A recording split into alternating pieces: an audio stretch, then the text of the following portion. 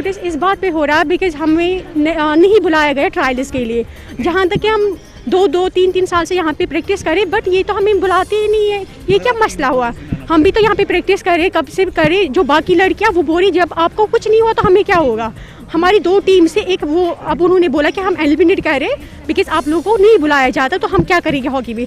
अगर अभी के लिए ये फ्यूचर, पता नहीं फ्यूचर में क्या होगा, कोई नहीं आगे बढ़ेगा बाद में हॉकी के लिए। नहीं किसी को भी नहीं, किसी डिवीजन में से एक लड़की सिलेक्ट नहीं हुआ। सिलेक्ट की बात ही नहीं है, बुलाया ही नहीं, इसके लिए भी नहीं बुलाया। ये जे.एंड.के हॉकी एसोसिएशन जो है उन्होंने किसी को भी नहीं बुलाया। जब हमें J and K hockey association general secretary Gurpreet Singh Bakshi से बात हुई, उन्होंने बोला कि आपकी वहाँ टीम नहीं है, जबकि हमें यहाँ पे टीम भी है। हम बख्शी स्टेडियम में प्रैक्टिस करते हैं। हमारी 2 कोच है, वो हमें बीच बीच में आती है कोचिंग कराने। मेहता सर, जतिंदर सिंह मेहता है, वो हमें कोचिंग कराते हैं। गुरप्रीत सर है, वो हमें कोचिंग कराते हैं।